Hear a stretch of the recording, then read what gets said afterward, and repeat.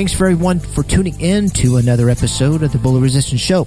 Before we get started, I wanted to let you know that there's two ways that you can actually help me continue the fight against bullying in the public schools. First, if you haven't subscribed to the Bully Resistance Show, it doesn't cost you anything. All you have to do is just go to my website at www.davebond.org and you'll see the banner and that says subscribe, and all you have to do is just click on that.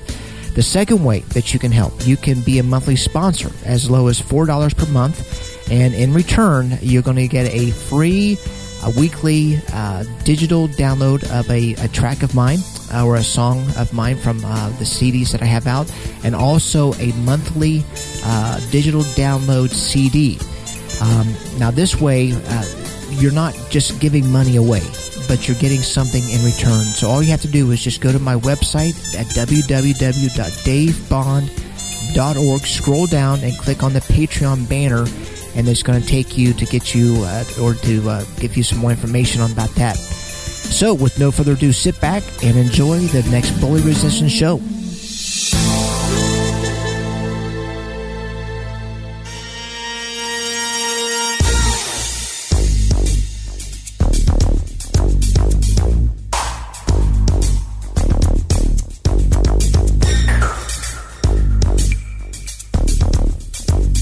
Welcome, everyone, to the Bully Resistance Show with David Wells, nationally known smooth jazz artist, CEO and co-founder of the Chocolate Jazz Foundation, and the co-host of a 2-hour syndicated radio program called Chocolate Jazz Radio.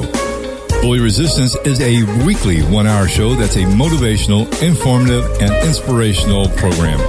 We will have interviews with musicians, actors, government officials, politicians, psychologists, counselors, and just average day citizens. Of course, the topics will include making right choices, never giving up desire, discipline, determination, bullying in public schools or workplace and in your community, bully resistance and prevention, self-defense, jiu-jitsu, and current affairs, and much, much more. And if you're ready, we are. Here's your host, David Wells.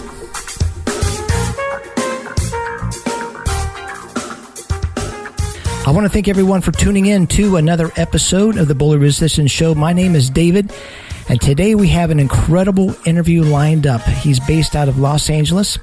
He's an entrepreneur. He's an author. He's a 5-time undefeated UFC Middleweight Champion. He's a survivor of child abuse. He's also an international speaker, and also he was #1 ranked pound-for-pound UFC fighter. He also won the interim King of Pan-crase title and the WEC Light Heavyweight Championship and the Strikeforce Middleweight Championship. And if I haven't mentioned, he was also an ex-con. So at this time, I want to introduce Frank Shamrock on the Bully Resistance Show. Frank, thanks so much for coming on the show. Hey, right on, Dave. Thanks for having me. Hey, before we get started, I have to tell you this. When I received your email letting me know that you'd be interested in being on the show, of course, I was excited. But I came across a documentary film that was so inspiring and motivational. For the listeners, if you haven't seen this video, Google "Bound by Blood" with Frank Shamrock. But anyway, I have to say I was overtaken with everything that you've been through, especially with your childhood.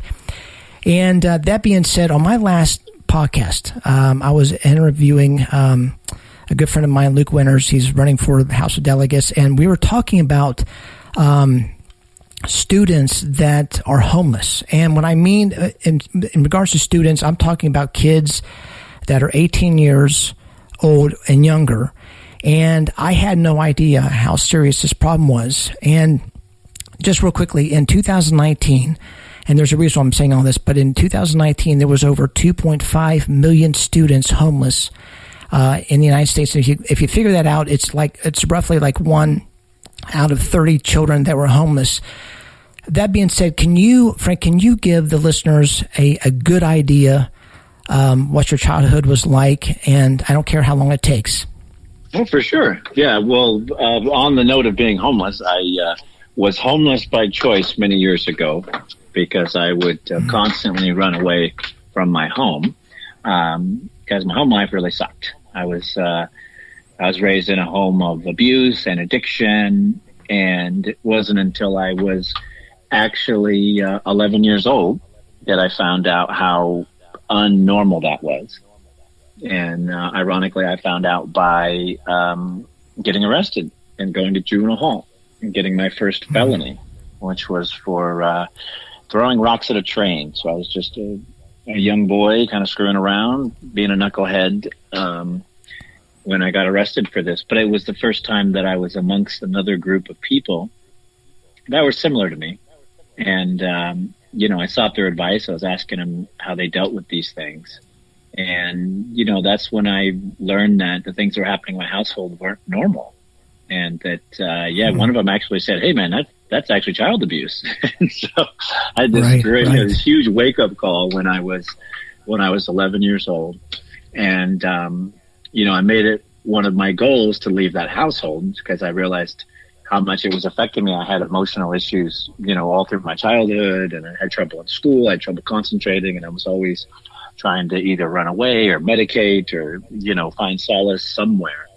But the tool I found was crime. Crime had gotten me out of my home. Crime had gotten me to hanging out with these kids. It kind of educated me. And so I went home and made a commitment that I was going to leave my home. And the only tool I had was committing crimes. So I leaned into that with my high performer self. And it actually worked quite well. It took me from my home, got me, into other homes that were safe. But it became a habit, unfortunately, that I didn't realize there was a tally building up somewhere. And eventually that would come and bite me in the butt. But it was the tool that worked for me at the time. And, I have to say, I think a lot of kids, go down that path and pursue it and that it will take you out of that home. In a lot of interviews that I listen to, either on podcast or on YouTube, you mentioned Bob Shamrock, who is your father. Tell me more about Bob Shamrock, how he actually came into your life. For sure, yeah. I think he was probably my fourth or fifth group home that I got placed in. And, the counselors were telling me that I was increasing insecurity and that, each time I did one of these things, the group homes were more confined and they were further isolated. The rules were more strict. So about 5 places in, I ended up at the Shamrock Boys Ranch.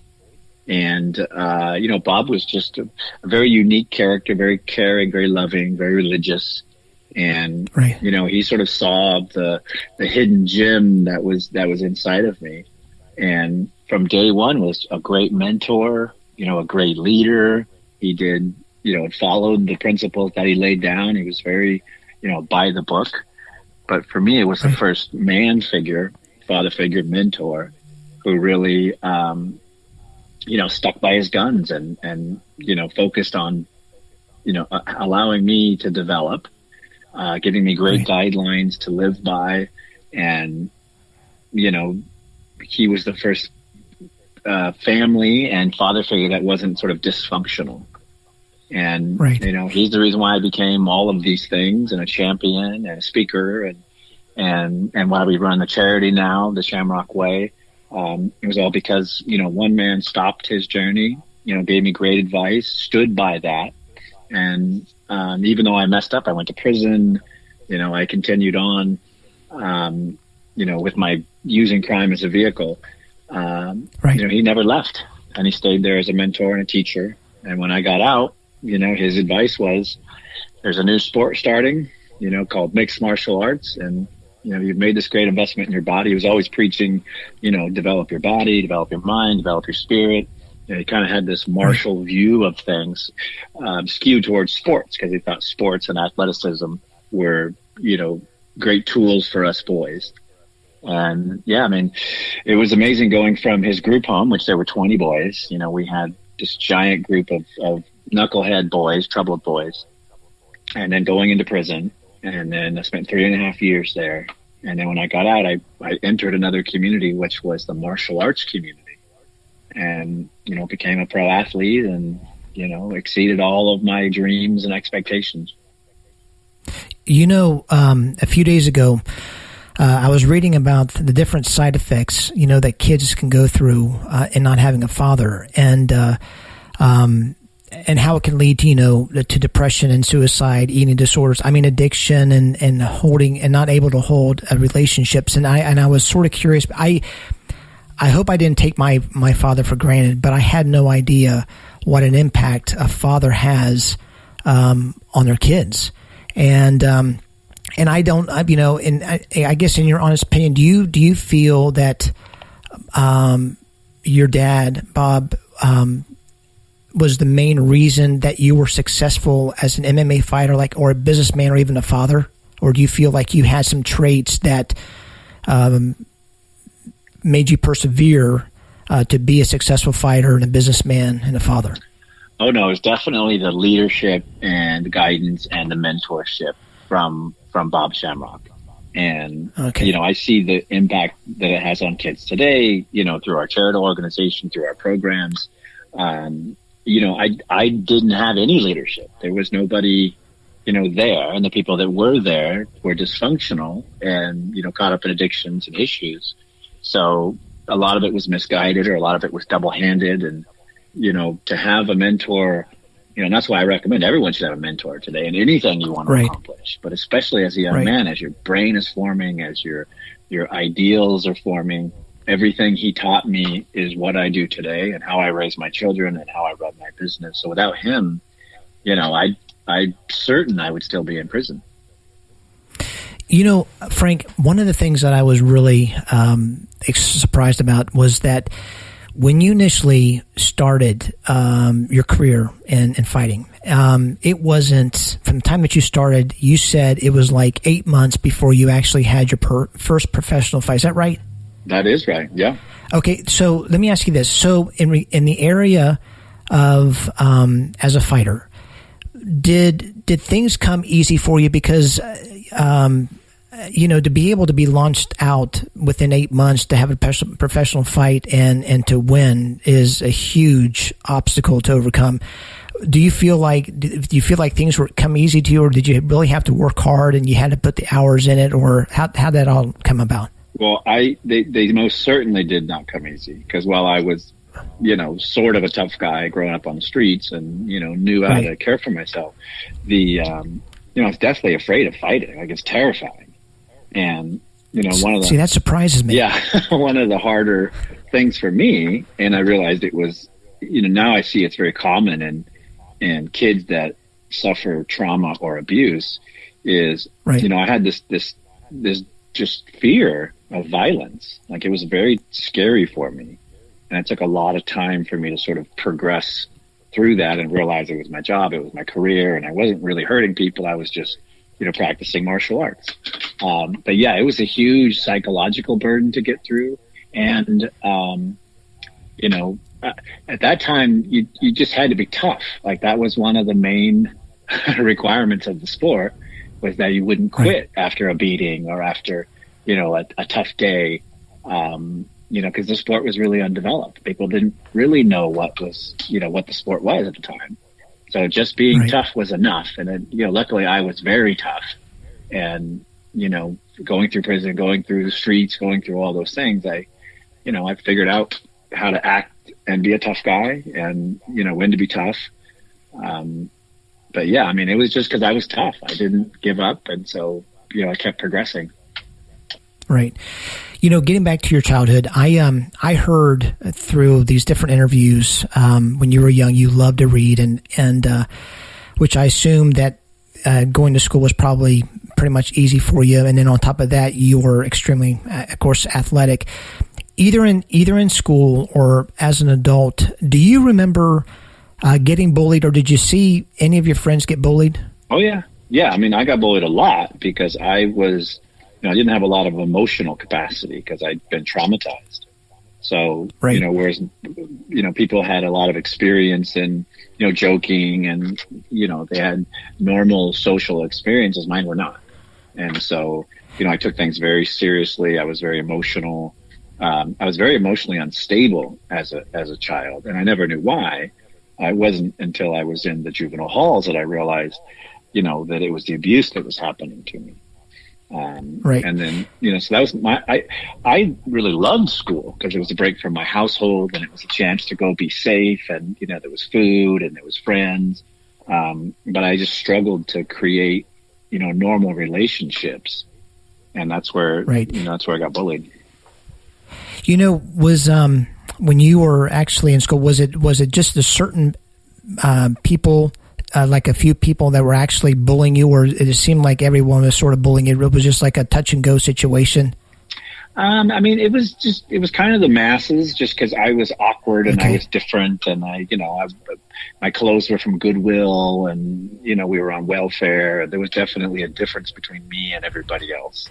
And once you're 10 or 11, you start noticing all those things, and everyone else noticed it. And then plus, if you teased me, like I couldn't deal with it. I couldn't, figure out what was, truthful. I didn't know, what regular emotional regulation was. And so I would freak out or, beat somebody up or run away or cry. And a lot of other kids didn't, suffer from that. So let me ask you this. So in your opinion, why do you think kids bully? I mean, do you feel like they have a low self-esteem? Do you feel like it's their upbringing? Do you feel like they don't have a father? I mean, what in your opinion, why do you think kids actually bully? I mean, we even have, it's funny, and I'm not, of course I heard the story about when you were actually the first time that you were going in to go to the gym where Ken, your brother, was training. And, if you look at from the outside, that was like bullying at the first degree. But why do you think kids actually bully, in your opinion? I think it's something that's learned for the most part, Through their parents or? Yeah, through their parents, through other social interactions. And then, it's when people are different, I think the natural reaction is to, not include them or do something against it or push against it. And even my daughter, who's perfectly normal, she's lives a good life, has no issues. People have tried to bully her at school. Now, not to interrupt you. Yeah. That was my next question, because I don't think they know that her dad is a UFC world champion. Well, they do now, because I spoke at their school in my keynote speaking. Oh, really? But for her, she's just a normal person. She's sensitive. And, where it was a problem for me is I didn't have a father figure to say, hey, you got to stand up and say something. Hey, this is how you deal with that. Or, this is how you communicate that you don't like that. And, like earlier this year, she had a kid that was, picking on her. But, when we figured it out, it was really that he had 4 older sisters and they were beating the crap out of him. And they would, just ragdoll him. And so he just became a very, obstinate young man who pushed back on girls, and he pushed back aggressively. And so once we dug into it, but it's because I was there as a father, and I was like, hey, I'm not okay with this. And I talked to everybody and we communicated it. And when we finally realized, he just gets beat up every day by his sisters, and that's why he's picking on my daughter.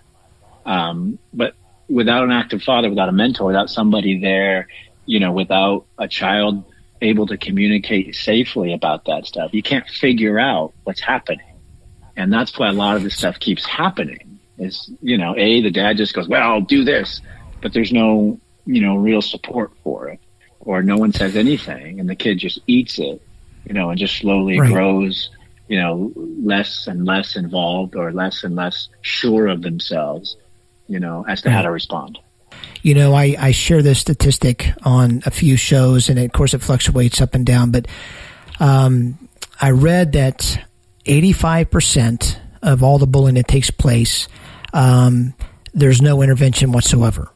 And when I first read that, Frank, I was thinking, okay, well, obviously the teachers aren't doing what they need to do. They're not stopping it, or the parents aren't getting involved in their kids' lives. But what we're finding out is that a lot of those kids aren't letting their teachers know, and they're not letting their parents know. And I'm sort of curious, when your daughter had an episode of, you know, when she was getting bullied, did she come to you, or did you just find out another way? No, she totally came and communicated, because she's, you know, been taught to stand up for herself. Okay. And we tried various techniques. I was like, okay, we'll just ignore him. And so she's like, okay, so she goes to school and she tries to ignore him. And then, you know, he continues to engage. Okay. You know, to the point where even the teacher was like, hey, you know, we'll separate you guys. So everybody eventually, you know, got involved. But it was really when I, you know, finally spoke to the principal, and he's like, you know, he's having the same problem in multiple classes. And here's the backstory. He's got 4 older sisters and he's like the baby. And so once we realized that, then it's like, I was able to counsel my daughter and say, okay, hey, Nick, you know, here's what's really going on. Then she was able to sort of view it differently. But yeah, we tried various techniques of ignore him, you know, shut him down, like try this, try that. Because it was really affecting her. She wanted, you know, to be friendly with this young man. And he was unable to do so. You know, he had his own angst going on. But, you know, and to the teacher's point, like she's, you know, they're managing 25 kids. And I know. When she sees it, it's simple, you know, interactions, you know, but he would say things like, oh, you're ugly and you're stupid. And, you know, those are mean, unpleasant things to say. But that's what he was saying to his sisters, because they were beating him up. So, well, so after there was an understanding with your daughter, she really didn't take it as personal, so she was able to get through it a little bit easier. Is that what you're saying? Totally. And then she understood. Okay. She understood why. That it really wasn't about her personally. It was that he was having this social issue that was affecting him. And then so she was able to find ways, you know, to deal with it. And the way to deal with it was just to say, you know, he'd say you're ugly, and she'd be like, oh, okay, thanks. And then what that did, because he was so used to picking on his sisters, is it just shut it down. So he looked for somebody else to pick on, or somebody else to interact with and get those energies out. Gotcha. You know, I ever since I've been, of course, during the school year, I spend about 90% of my time going into the public schools, and I do talks about bullying and making right choices, and I really relate my story with my music career, and I was raised in Dallas, Texas, and of course, as a full-time jazz artist based in West Virginia, it's not the easiest thing to do. You know, I mean, I know that smooth jazz, of course, that's the kind of music I play. Smooth jazz in California, smooth jazz is it. I mean, as well. A few years ago, I'm not for sure how it is today, but it was, you know, you had all the radio stations and everything else. But I would get a lot of messages on Facebook, and the most common that I get, and I want you to what kind of advice would you give these parents? But these parents, I received a message. This maybe been about, you know, maybe it was last year sometime, and she said, Dave, I don't know what to do. She goes, my child is being bullied.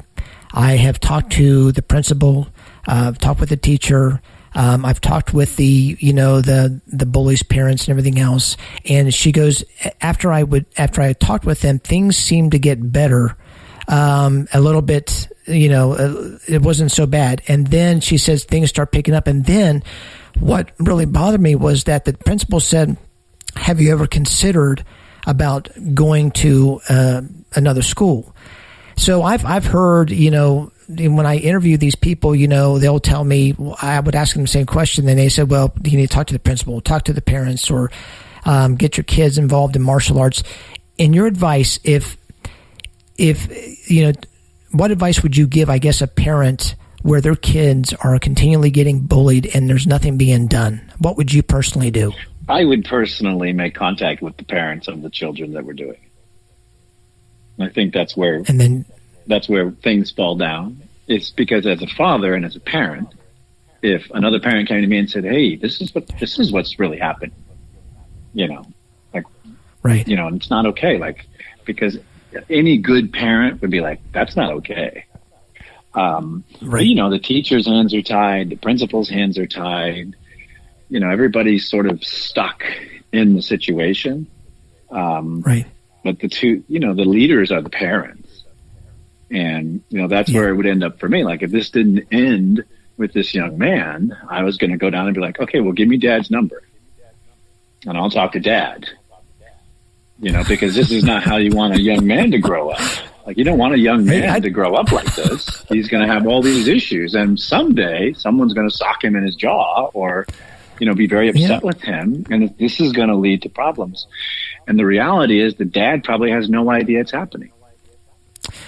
I don't know, Frank. I'm thinking, because you're Frank Shamrock, I think the parents would probably listen to you and they would stop it. Yeah, maybe, but I think any parent, unless the parent was a bad parent, at which point I'd be like, maybe it's time to change schools. But the reality is, we're very disconnected from what's happening with our children on a day-to-day basis, and the teachers are in the roles of, mitigation and communication and right. But in the old days, you drive on down to your neighbor's house and be like, hey, this is what's going on. And, through that open communication, you'd be able to find an end to it. The problem I see a lot is, parents act a certain way and then they expect their kids to act differently. They bully people. They talk down to people. They, speak ill of people. And then their son goes to school and does the same thing, gets in trouble. Right. And so there's a confusing message there. That's why Bob, Shamrock was so valuable to me is, he didn't curse, he didn't drink, he didn't smoke. Those were, he's like, you don't do that stuff. It's wrong. It's bad for you. And these are the reasons why. And then he led by example. I think a lot of times in parenting, we ask them to do as we say and we don't do the same thing. But any dad who showed up at my door and was like, listen, this is the problem. It's affecting my child. I want you to know. I want to communicate about it. I want to get it in the open. I'd be like, well, let's get everybody in the room and talk about it. And that's where we never get to these days.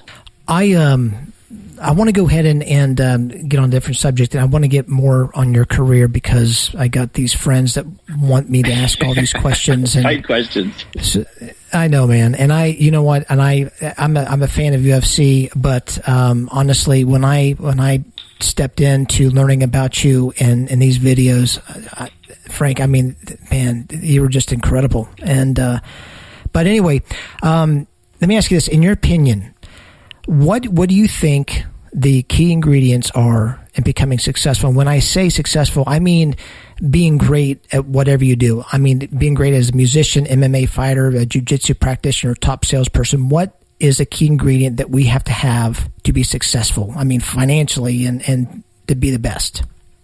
Well, the first one is passion. Got to have a passion for it. Like, you got to, it's got to be the thing you think about most. And then once you've got passion, then you need some discipline. And that's where everybody falls down. They go, oh, I love it. And they don't do the actual work.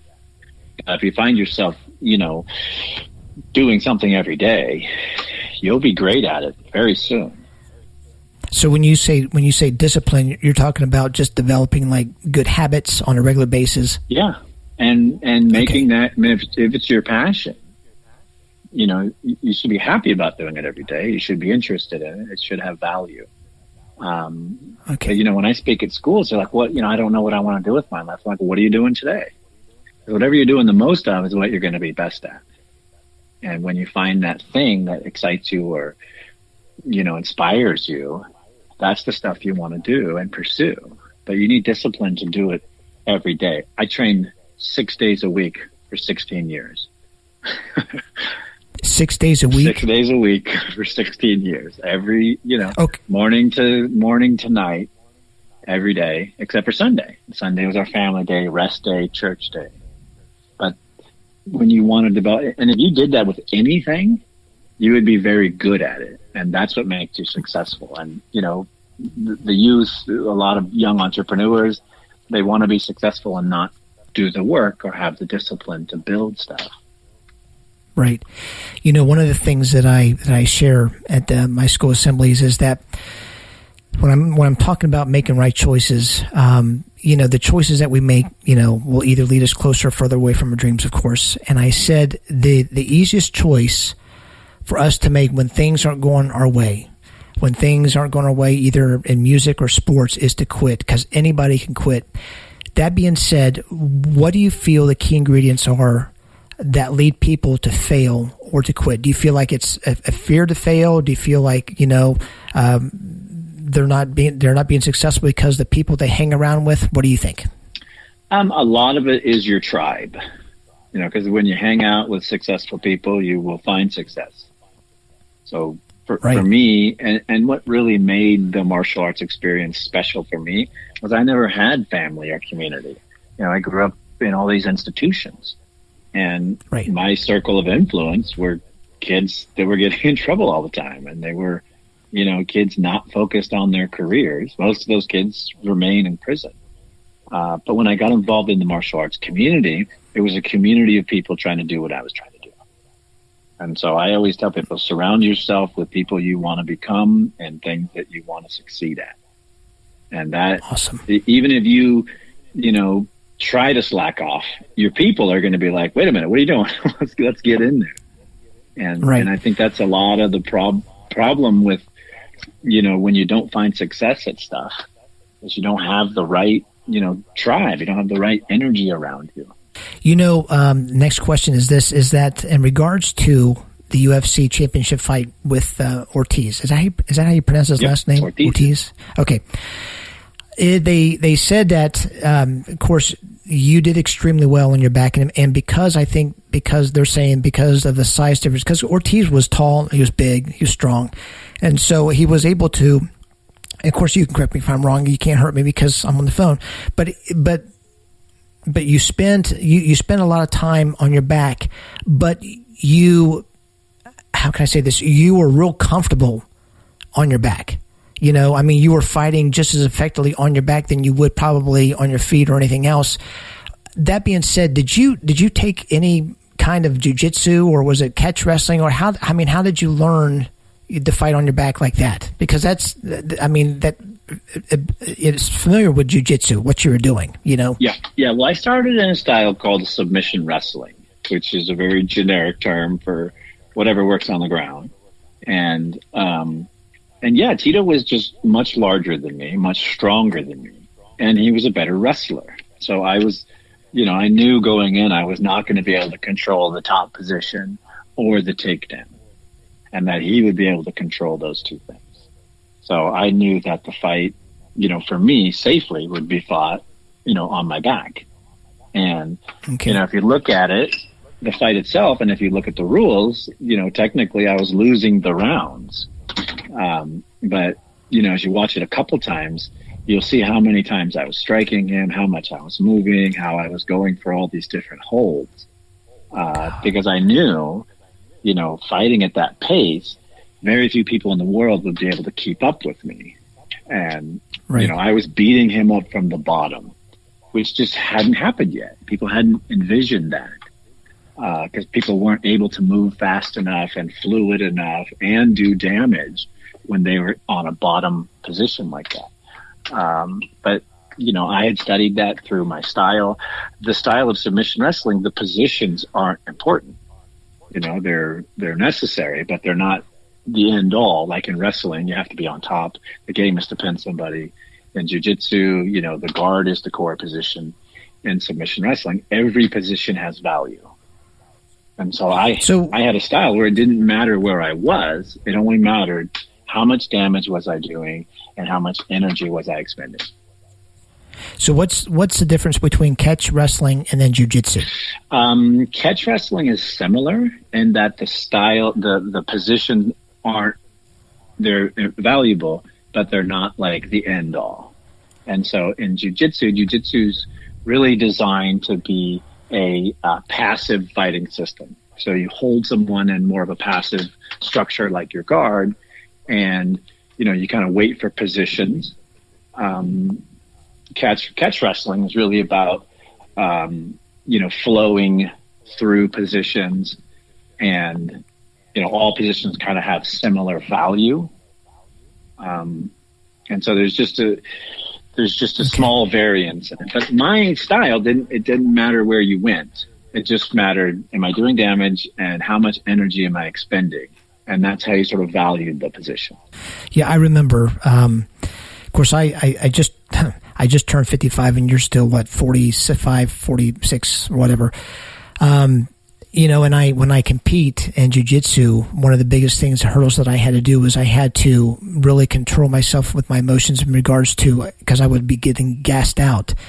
And when you live in West Virginia like I do, there's not too many people my age that are competing in jiu-jitsu. They're usually 30 years old. So my workout schedule is I'm in the gym like 5 or 6 times a day, just working on my strength and being competitive. That being said, what do you do at your age now to keep fit and to keep looking like you do? I mean, do you work out once or 4 times a week and 2 hours a day, or what exactly do you do for strength and conditioning, I guess? Well, I mainly hike and ride bikes.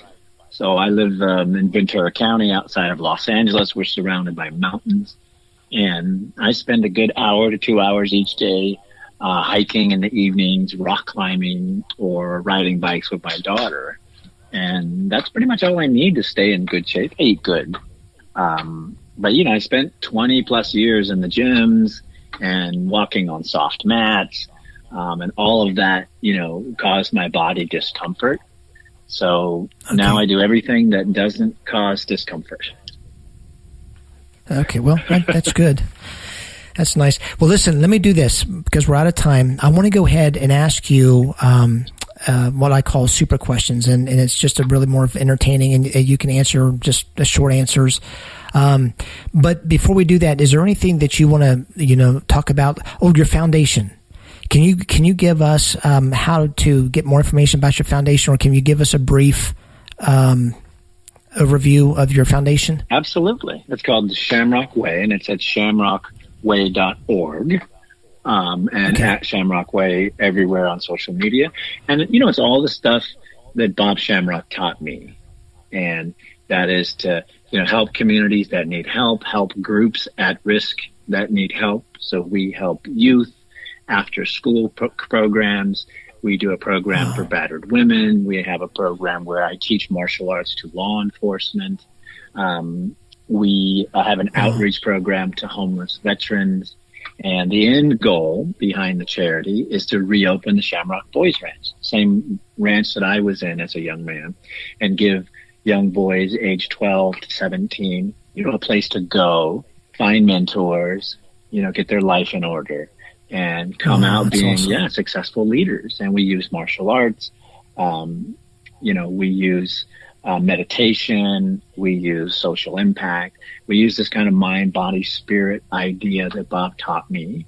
And we keep carrying on his legacy through this organization. Wow, that's incredible. So you don't do seminars, do you, where people fly you to an academy and you go ahead and do it in a seminar? No, I haven't done one in a long time. I think since I retired. But I do keynote speaking. So where I am most valued now is, I speak to major corporations. I speak to executive leadership groups, and I do a lot of speaking for charity where we're fundraising or we're bringing programs into a community. And then I'm always the speaker at any programs that we launch, into at-risk communities. And that, spans, like I said, from a battered women's program to building homes. We do all kinds of different outreach actions. That's all the stuff that Bob, taught me. When I was in the Boys Ranch, we spent our Sundays, painting the fences of the elderly, shopping for them. And, he created this world where, we work our butts off. And this is modeled in my career. Work our butts off Monday through Saturday, and then Sunday we go to church and then we serve. And I'm just very blessed to do that now, about 50% of my time. And it's super impactful. Like I see, the results that it gets both from the youth, women, and just the communities that we're able to impact. Wow. So you actually, what you do with the speaking engagements, depending on the situation or the topic, you can actually tailor or custom what you say to that specific event. Yeah, totally. Because really, I'm just telling stories. Wow. I mean, these are the stories of my life. These are the people in my life. And, we all need mentors. We all need, good structure, focus. We all need a strong community. We all need passion and purpose. And so, I was a coach for 20 years with professional fighters. So I've got a lot of experience in that area. And I think the next one I'm doing is for the Salvation Army. And, I'm actually teaching them about new media and how to use it, digital media, social media, and sort of how to bring their fundraising into the, modern era. Wow. That's awesome. Well, let's wrap this up in just a couple minutes. We're going to do the super questions. So the first question is, what's one word that best describes you? Warrior. Definitely. What is one of your biggest pet peeves? Lazy people.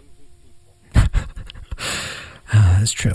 Okay, what natural gift would you most like to possess? Ooh, natural. That's a good one. I would like to... You play music, don't you? Yeah, I wish I played it better. So I guess that could be one. I would like to... Oh, man. I'd like to be able to see through anything. Oh, yeah. Like X-ray vision. Okay, one last question and I'll let you go. Tell me something true that almost nobody agrees with you on. Tell me something true. That's interesting. Here's something true that most people have trouble grasping. And that is, your mind is made of plastic, in that you can program it, change it to do anything you want, believe, feel, or whatever. And to tag onto that, everyone says, your body is a temple. I believe your mind is a temple. And you can create whatever you want in there. You can be, an abused child with, whose life is going to be spent in prison, or you could be a champion, a leader, father. And all of those things are whatever you put in your mind, whatever you program your mind, whatever you consume, is going to guide your life. Well said. Well, that's about all we have for the Bully Resistance Show. Before we go, I want to let everyone know that you can help me fight against bullying by bringing awareness. And how you can do that, you can actually share this show with Frank Shamrock on social media, your Facebook, your Twitter, Instagram. Secondly, if you haven't subscribed to the Bully Resistance Show, it doesn't cost you anything. All you have to do is just go to my website at www.davebond.org and click on the banner that says subscribe, and all you'll receive is notices regards to the new shows available. And then finally, you can be a monthly supporter as low as $4 per month. Depending on your sponsorship, you can receive either my Song of the Week or a CD of the Month digital download. So just go to my website at www.davebond.org. So until next time, thanks for listening.